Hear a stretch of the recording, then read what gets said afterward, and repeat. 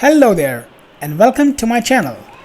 In today's video, we will continue working with the PnP PowerShell, and let's first understand the site content type in SharePoint Online. A SharePoint content types serves as a method for categorizing and structuring various types of content within SharePoint. They offer a means to maintain the consistency in the content management and access throughout an organization. Content types are established at the site level, providing a standardized framework for content organization and management. One key advantage of content types is their promotion of reusability and efficiency. Once the content type is created, it can be applied to multiple lists or library. With this basic understanding, let's deep dive into the Visual Studio Code and let's create the content type using PnP PowerShell. But before that, let's take a look at how do we create the content type, or where are they located in the SharePoint site. I'm in the sales site.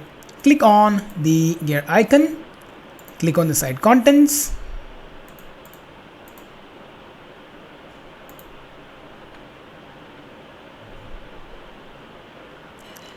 click on the site settings, and there we see site columns and then site content types. When we click on the site content types, you would see many default content types available, as you can see here, and we can also create the content type as well. This is the modern content type gallery screen. You can also revert back to the classic. If you click on return to classic,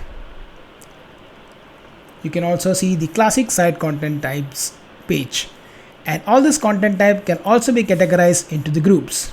Okay. These content types have site columns within them. Let's go ahead and now jump to Visual Studio Code to create the content type. We will be taking an examples of adding these sites columns into the content type which we will create. This is a product list. Essentially, we would like to build in SharePoint and add the content type. Okay, we are now in the Visual Studio Code, and we have established the connection using connect PnP online, URL, our sales site, and asking the credentials. So let's go ahead and now create the content type. To create a content type, we will use PnP, add PnP content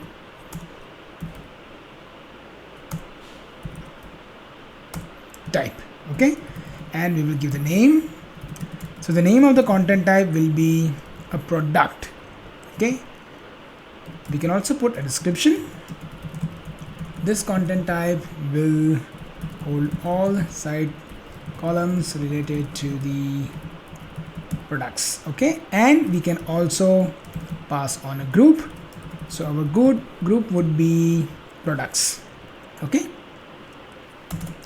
let's hit enter, and let's try to run this and see the content type that gets created.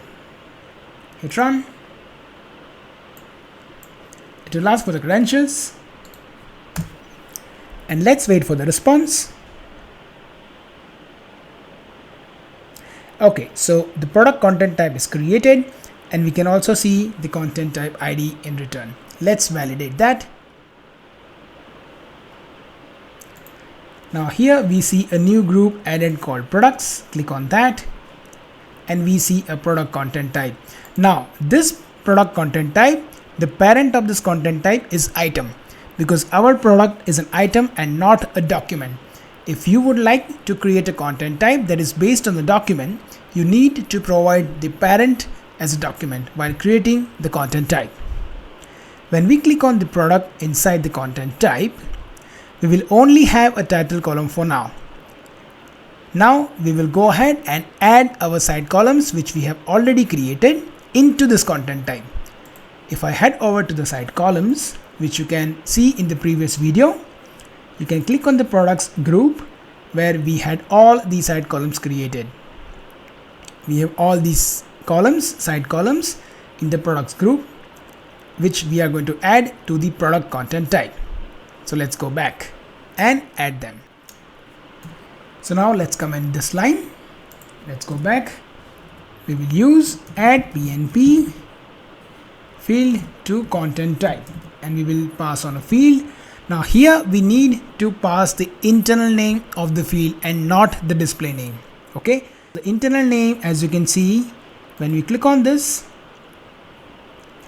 the name that you see here after field equals to is the internal name. Okay, so for this enabled, the internal name is enabled. If we go back, the launch date has a space in between, but when we click, you will see launch date without space. Okay, so that's the internal name we would be referring here. Enabled, and the name of the content type, which is products. Okay, so let's copy this 3, 4, 5, 6. All right, we will say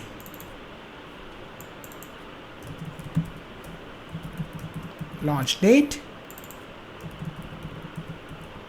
manufacturer, product description, product ID, product name. We need 2 more. Product tier and product honor. Okay, so let's also write host.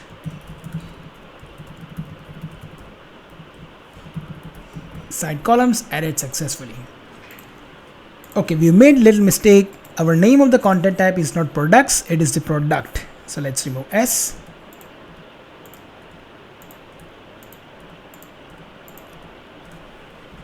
Okay, we're good to go. Hit run. And let's wait for side columns to be added to the content type.